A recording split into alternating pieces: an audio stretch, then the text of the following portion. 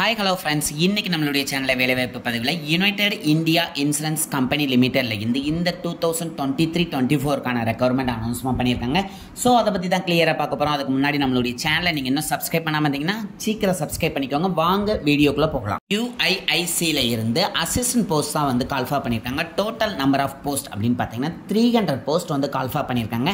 And இந்த 300 போஸ்டும் வந்து இந்தியாவுல இருக்கக்கூடிய ஒவ்வொரு ஸ்டேட்டுக்கும் வந்து ஸ்ப்ளிட் பண்ணிருக்காங்க. சோ அத தான் பார்க்க போறோம். ஃபர்ஸ்ட் தமிழ்நாட்டுக்குன்னு பாத்தீங்க அப்படின்னா டோட்டலா 78 போஸ்ட் வந்து கால்ஃபா பண்ணிருக்காங்க. அதுவும் அன்ரிசர்வ் கேட்டகரிக்கு 52, SC கேட்டகரிக்கு வந்து 5, OBC கேட்டகரிக்கு வந்து 13 போஸ்டும், EWSக்கு 8 போஸ்டும் கால்ஃபா பண்ணிருக்காங்க.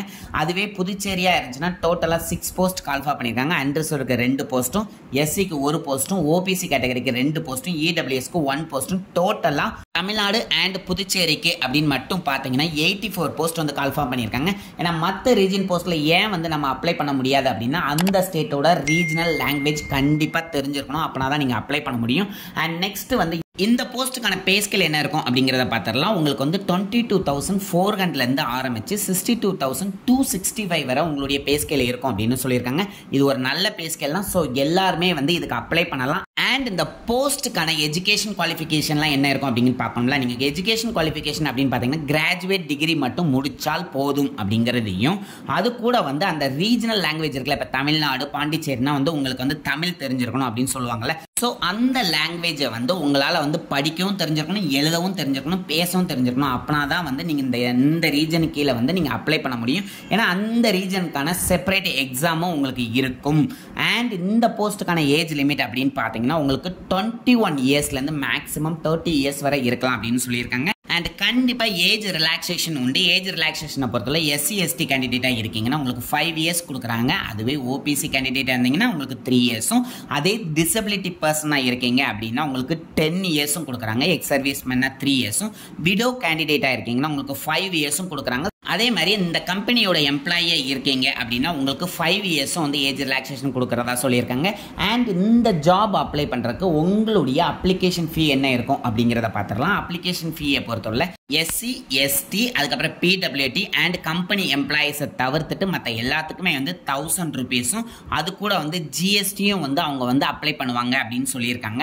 அண்ட் நீங்கள் இப்போ SC ST அதுக்கப்புறம் disability candidate and permanent employee of the கம்பெனியாக இருக்கீங்க அப்படின்னா உங்களுக்கு 250 ரூபீஸ் ப்ளஸ் GST அதுவும் உங்களுக்கு வந்து சார்ஜஸாக வரும் அப்படின்னு சொல்லியிருக்காங்க.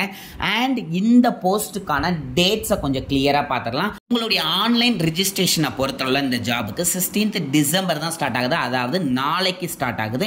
அண்ட் ரிஜிஸ்ட்ரேஷன் க்ளோஸ் ஆகிறது அப்படின்னு பார்த்தீங்கன்னா 6th ஜனவரி க்ளோஸ் ஆயிரும் அப்படின்னு சொல்கிறாங்க. இந்த டேட்டுக்குள்ள உங்களுடைய அப்ளிகேஷன் ஃபீஸ் எல்லாமே வந்து நீங்கள் பே பண்ணியிருக்கணும் அப்படின்னு சொல்கிறாங்க. அண்ட் உங்களுடைய கால் லெட்டர் எப்போ வரும் அப்படிங்கிற டெனன்டிவ் டேட் என்னன்னு கொடுத்துருக்காங்க.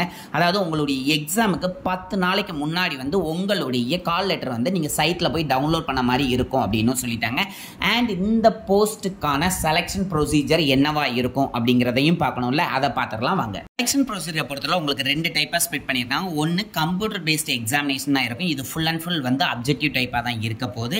அதுக்கப்புறம் வந்து இந்த ரீஜனல் லாங்குவேஜ் டெஸ்ட் அப்படிங்கிறத கண்டிப்பாக நடத்துவாங்க. ஏன்னா அப்பனா தான் உங்களுக்கு அந்தந்த ஸ்டேட்டில் ஒர்க் பண்ண முடியும் அப்படிங்கிறது அவங்களுடைய நம்பிக்கை. அண்ட் இந்த எக்ஸாமில் நீங்கள் ஏதாவது மிஸ்டேக் விட்டீங்க, ராங் ஆன்சர் விட்டீங்க அப்படின்னா கண்டிப்பாக நெகட்டிவ் மார்க் உண்டு. அதே மாதிரி நீங்கள் ஆன்சர் பண்ணாமல் இருந்தீங்க அப்படின்னா அதுக்கு நெகட்டிவ் மார்க் கிடையாது அப்படின்னு சொல்லிட்டாங்க. அண்ட் அப்ஜெக்டிவ் கொஸ்டினில் எப்படி ஸ்ப்ளிட் பண்ணுறாங்க அப்படின்னு பார்த்துடலாம். ஓவராலாக இந்த எக்ஸாம் எழுதுக்கு உங்களுக்கு டைம் பார்த்தீங்கன்னா 2 hours கொடுக்குறாங்க. அண்ட் டெஸ்ட்டை பொறுத்தவரை 5 விதமாக ஸ்ப்ளிட் பண்ணியிருக்காங்க. டெஸ்ட் ஆஃப் ரீசனிங் அதுக்கு வந்து 40 கொஸ்டின் 50 மார்க்ஸ் கொடுக்குறாங்க. அதுக்கப்புறம் டெஸ்ட் ஆஃப் இங்கிலீஷ் லாங்குவேஜ் அதுக்கு 40 கொஸ்டின் 50 மார்க்ஸ் கொடுக்குறாங்க. அதுக்கப்புறம் டெஸ்ட் ஆஃப் நியூமரிக்கல் எபிலிட்டிக்கு வந்து 40 கொஸ்டின் 50 மார்க்ஸ் கொடுக்குறாங்க. அதே மாதிரி ஜென்ரல் நாலேஜ் ஆர் ஜென்ரல் அவேர்னஸ்க்கு 40 கொஸ்டின் 50 மார்க்ஸ் கொடுக்குறாங்க.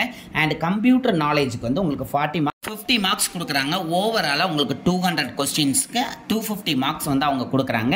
அண்ட் இந்த ஜாபுக்கான நோட்டிஃபிகேஷன் லிங்க்கும் அதே மாதிரி உங்களுக்கு சைட் URL வந்து நம்மளுடைய டிஸ்கிரிப்ஷனில் கொடுக்க. நோட்டிஃபிகேஷன் இருங்க, நல்லா கிளியராக பார்த்துக்கோங்க. அண்ட் அதில் ஏதாவது டவுட் இருந்தாலும் அப்ளை பண்ணும்போது ஏதாவது டவுட் இருந்தாலும் கண்டிப்பாக கமெண்ட் பண்ணுங்கள், நான் உங்களுக்கு ரிப்ளை பண்ணுறேன். அண்ட் இந்த வீடியோவை நிறைய பேருக்கு ஷேர் பண்ண மறந்துடாதீங்க. நீங்கள் சப்ஸ்கிரைப் பண்ணிட்டீங்க அப்படின்னா உங்களுடைய ஃப்ரெண்ட்ஸையும் வந்து சப்ஸ்கிரைப் பண்ண சொல்லுங்கள். வீடியோவை கண்டிப்பாக லைக் பண்ண மறந்துடாதீங்க. Thank you friends.